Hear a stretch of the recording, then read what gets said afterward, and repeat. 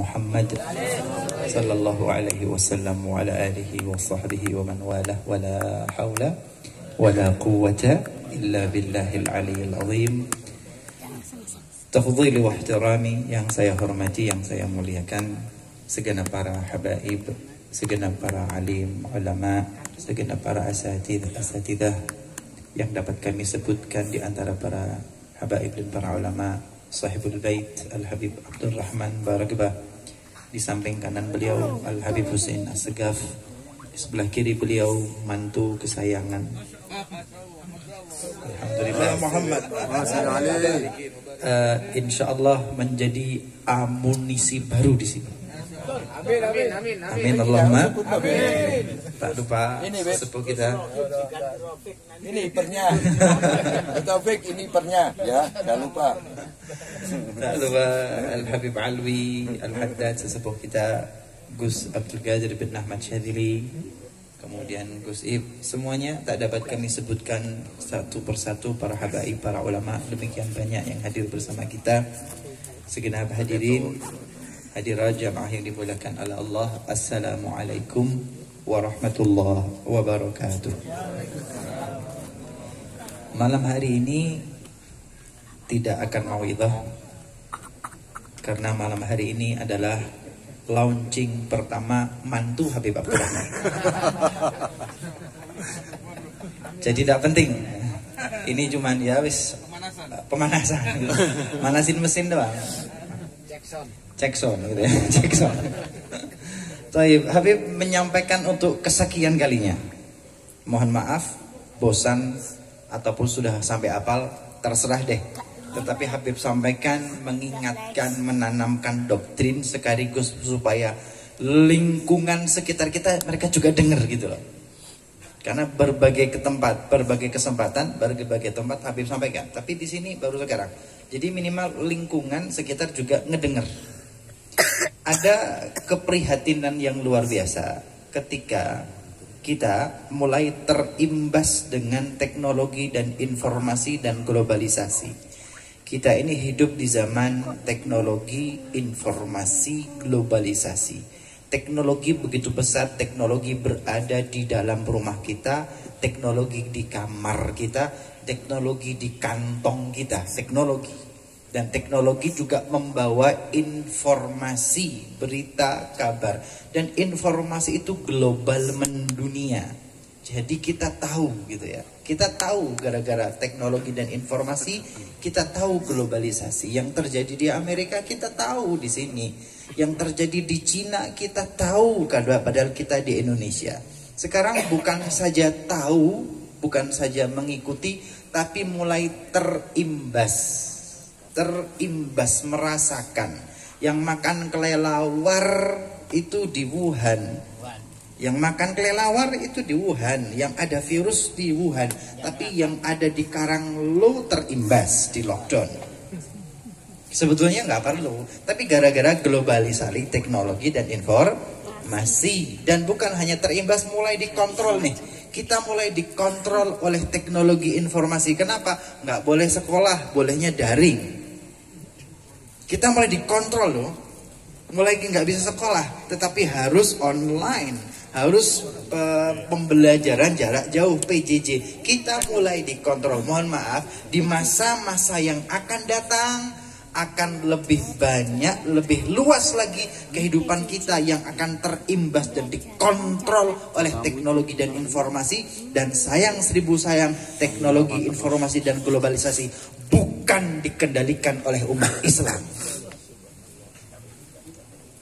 Sallu ala Nabi Muhammad. Sallu ala Nabi Muhammad. Maka izinkan pada malam hari ini Habib mengulang untuk kesekian kalinya. Kita umat Islam, Jangan lupa identitas kita umat Islam Indonesia, Muslim Indonesia. Kapanpun, dimanapun, bagaimanapun kita sebagai seorang Muslim akan membaca, mendengar, bertemu dengan 4 hal. Perhatikan 4 hal ini, karena ini pondasi logika berpikir yang paling dasar. Kita akan mendapatkan berjumpa mendengar pertama Al-Quran, kedua Al-Hadith, ketiga Al-Athar, keempat Al-Khobar. Al-Quran dari Allah Ta'ala, Al-Hadith sunnah dari Nabi Muhammad, Al-Athar petunjuk dari para sahabat secara personal. Ketika sahabat bersama-sama mereka sepakat menjadi ijma'. Kita punya Quran, kita punya hadis, kita punya athar atau ijma'. Tiga hal ini pilihan logika kita satu saja. Sami'na wa ata'na, kami dengar, kami taati. Orang Jawa mengatakan sendiko dawuh. Tidak ada pilihan. Tapi yang keempat disebut dengan al-khobar, kabar, berita, informasi yang dalam dunia pendidikan Islam, dalam dunia akademik Islam. Saya sampaikan dunia pendidikan Islam, saya sampaikan dunia akademik Islam. Kenapa? Karena pendidikan nasional kita tidak merujuk kepada dunia Islam, tidak merujuk kepada dunia akademik Islam, tapi merujuk pendidikan Barat yang dipikirnya maju. Puluhan tahun pendidikan nasional kita mengarah kepada Barat, maka kita tumbuh dengan logika berpikir yang tidak Islami, ateis. Itu logika berpikir yang ditanamkan di bangsa kita. Kita jadi korbannya puluhan tahun, termasuk anak-anak kita. Tapi logika berpikir dalam dunia pendidikan Islam, dalam dunia akademik Islam, para ulama memberikan definisi, pengertian. Al-khabar ma yahtamilus sidqa wal kizba. Khabar itu, kabar itu, berita itu, yahtamil sidqa wal kizba. Dia membawa as-sidqa, kebenaran, awil kizba, bisa membawa kebohongan, hoax. Dia bisa menyampaikan fakta, bisa juga dia menyampaikan propaganda. Dia menyampaikan sesuatu yang benar-benar terjadi hakiki, tapi juga bisa menyampaikan opini, fiksi, dan ilusi. Juga bisa percampuran antara keduanya. Tinggal faktanya berapa persen, propagandanya berapa persen. Tinggal yang terjadi berapa persen, ilusinya berapa persen. Tergantung kebutuhan yang punya kepentingan di situ. Inilah khobar. Masalahnya adalah teknologi informasi, televisi, media yang di rumah kita, yang di kamar kita, yang di kantong kita ini loh. 4 hal: Quran, hadis, athar, khobar. Mana yang lebih banyak? Banyak khobar atau banyak Quran? Lebih banyak Quran atau banyak hadis? Lebih banyak khobar atau banyak athar? Yang kita ikuti setiap hari, yang kita baca lebih banyakkan khobar atau Quran? Yang kita share di grup lebih banyakkan hadis atau khobar? Quran itu dari Allah, hadis itu dari Nabi, athar itu dari sahabat, khobar itu dari siapa? Dari siapa? Kenapa kita lebih percaya kepada khobar? Siapa sih sumbernya? Kok kita lebih percaya kepada khobar daripada percaya daripada Allah? Kita menyandingkan Allah dengan siapa sih di khobar itu? Kita menyandingkan Nabi Muhammad dengan siapa sih dalam khobar itu? Kita menyandingkan para sahabat radhiyallahu ta'ala dengan siapa sih yang ada di dalam khobar itu? Kemudian logika yang dibangun dalam benak bangsa kita bahwa memutus penularan COVID, tinggalkan rumah Allah. Sejak kapan rumah kita menjadi lebih aman daripada rumah Allah? Sejak kapan rumah sakit lebih aman daripada rumah Allah?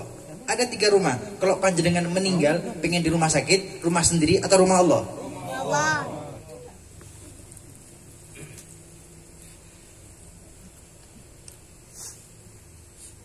Yakin di rumah Allah? Yakin. Lebih percaya Quran apa khobar? Quran.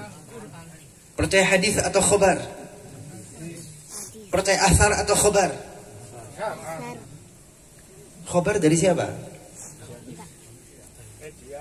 Media. Oke, media kantor berita level internasional, CNN, BBC, Sputnik, apapun namanya. Apakah mewakili kepentingan umat Islam? Kantor berita yang ada di level nasional, apakah mewakili kepentingan umat Islam?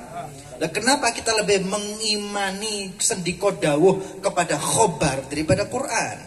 Sehingga kita mengosongkan rumah Allah, kita hentikan majelis Rasulullah gara-gara khobar.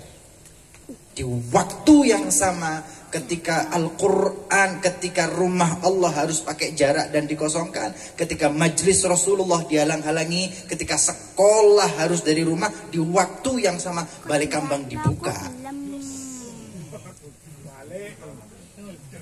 Di waktu yang sama semua tempat wisata boleh. Sehingga anak-anak kita lebih banyak yang ke pantai, lebih banyak yang ke tempat-tempat wisata, terutama saat ini yang instagramable.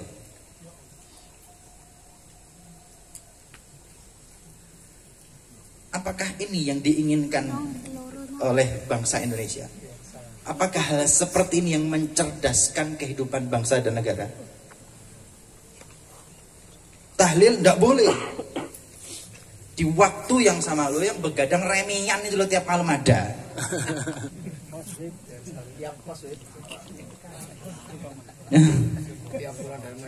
Orang ngaji tidak boleh. Itu di gerdu karambolan itu lo banyak orangnya.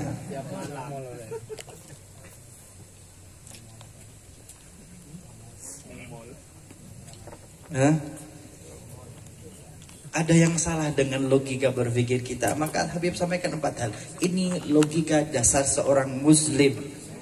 Harus paham ini.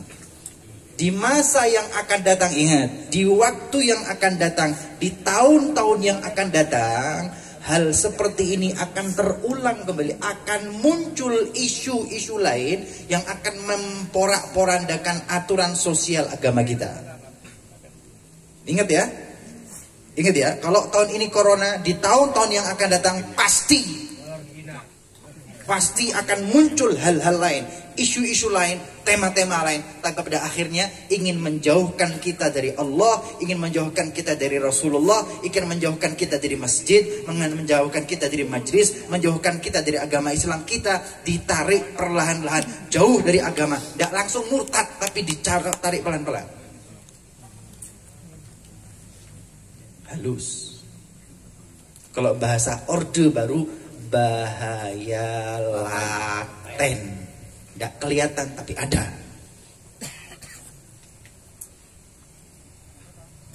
Koyo entut, tidak ono tapi mampu.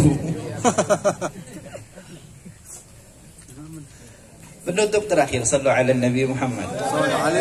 Sallu ala Nabi Muhammad. Sallu ala Nabi Muhammad. Apa terakhir kok lupa jadinya ini? Gara-gara entut, astagfirullahaladzim. Gara-gara khobar ini. Sudah situ baik.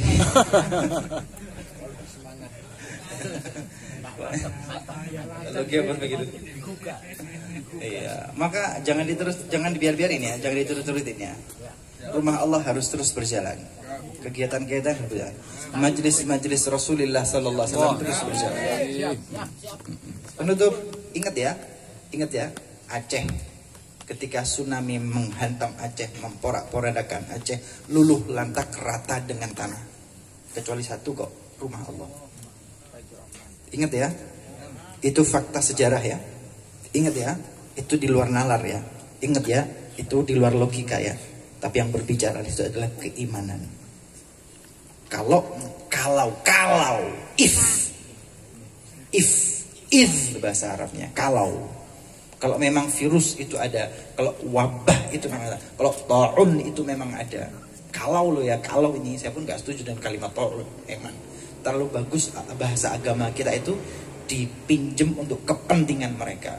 Wajib pakai masker, wajib itu kata syariat Allah, jangan pakai wajib, harus.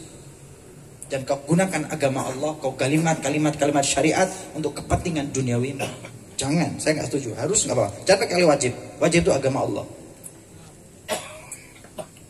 Harus pakai masker, boleh. Wajib pakai masker, no. Wajib itu ma'aujabahu Allah minasyara'. Jangan pakai kalimat wajib. Dan kau domplengkan, kau pakai agama ini untuk kepentingan duniawi. Sama seperti kalau jabatan ya disumpah jabatan, sumpah doang. Selesai itu menjabat ya sembarangan, Qur'annya dibuang, kan begitu. Itu agama kita tuh dipakai untuk begitu. Acara-acara dibuka dengan membaca Al-Quran, iya dibaca doang. Tapi keputusan hukum di negara ini enggak, udah urusan sama Quran. Agama kita dipakai sebagai baju kepalsuan pencitraan. Ingat itu. Ketahuilah bahwa mereka yang berada di rumah Allah, mereka yang ada di majlis Rasulullah, mereka adalah yang benar-benar tulus cinta kepada bangsa dan negara ini daripada yang banyak keluar di media dan pencitraan itu. Iya betul ya? Betul ya? Sallallahu alaihi Nabi Muhammad. Terakhir, rumah Allah harus terus berjalan dengan baik dan benar. Majlis Rasulullah terus bergerak. Terakhir nyambut gawe, megawe, bekerja.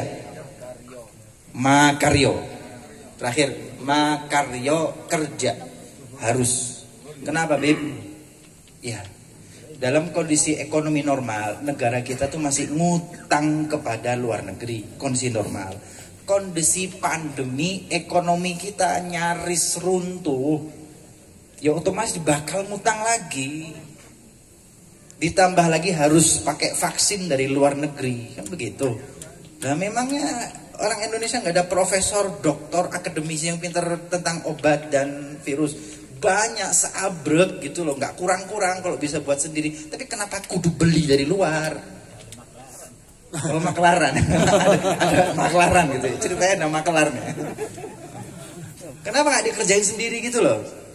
Lebih parah lagi, mesennya dari luar, bahan bakunya itu dari dalam negeri. Bahan bakunya dari dalam negeri dibawa keluar, dijual lagi kepada kita. Kan begitu ya. Kemudian harus beri virus berapa? 290 juta. 450 ribu per orang. Satu vaksin harganya 450 ribu dikali rakyat Indonesia yang kita 250 juta. Itu duit atau campur godong? Hah? Lo kan hancur ekonominya, kan begitu kalimatnya. Kalau utang piutang terus, Indonesia ini, bangsa kita ini, negara ini terjerat, terlilit renten internasional, bank titil internasional gitu ya. Dan kita ini jadi korban itu. Sadar nggak sih bahwa hiruk pikuk yang ada selama ini urusannya adalah maklaran dan rentenir internasional. Segera khobar yang nyebar ke sana kemari, rame. Ujung-ujungnya nanti adalah apa ini? Apa ini? Apa ini? Jari. Bagaimana sudah kita rehat jelata ya, ke masjid, ke majelis kerja. Tidak usah kemana-mana sudah. Ke masjid, ke majelis, kerja keras. Tidak ada pilihan lain. Oh iya, bisa dinego itu.